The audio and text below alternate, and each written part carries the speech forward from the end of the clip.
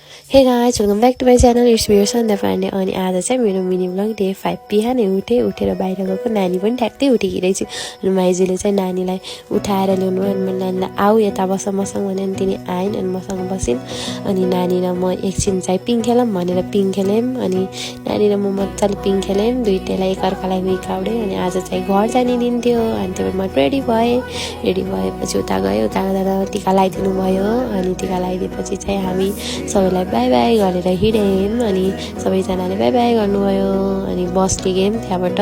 अनि हामी बुटोल आयौँ अनि बुटोलबाट अर्को गाडी चेन्ज गरेर हामी पाल्पाको गाडीमा आयौँ अनि एकैछिनमै हामी पाल्पा आयौँ अनि पाल्पा आउँदा त घरमा पुरा मुफीले कुरेर बसेको अनि आज चाहिँ मेला हेर्न जाऊँ न त भनेर दिदीहरूसँग म मेला हेर्न गएँ अनि हामी मेला हेर्न भनेर हिँड्यौँ अनि टिकट लिएपछि भित्र इन्ट्री गरेपछि एकछिन यताउता हेऱ्यौँ यताउता डुल्यौँ अनि डुल्दा मैले मेरो डान्स क्लासको मेरो टिचरलाई भेटाएँ उहाँ चाहिँ मेरो डान्स एकाडेमीको ओनर अनि के खेल्ने भने डुङ्गा खेलौँ न त भनेर डुङ्गा खेल्नेतिर गएँ बाफ्रे बा सबभन्दा डर लागेको मलाई यही डुङ्गा खेल्दा सातो गएर के हाल भयो भने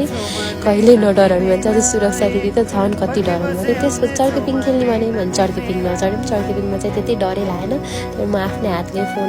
समात्नु पनि सकिरहेको थिएँ अन्त चर्के पिङ खेल्दाखेरि चाहिँ हामीलाई 3 चोटि खेलाउनु भयो क्या त्यो दाइले खै किन तर हामीलाई 3 चोटि त्यत्तिकै खेलाउनु भयो हामीले आफै यत्तिकै सक थियौँ कि हामीले 3 चोटि खेल्न दिनुभयो अनि हामी खुसी खेल्यौँ त्यसपछि एकछिनमा मम्मी र दिदी पनि आउनुभयो अनि अचार किनेँ मैले अनि त्यसपछि यो डुङ्ग्रो पनि किनेँ अनि यो चिजबल पनि किनेँ अनि मेरो आजको दिन यत्तिकै सक्यो thank you for watching keep loving keep support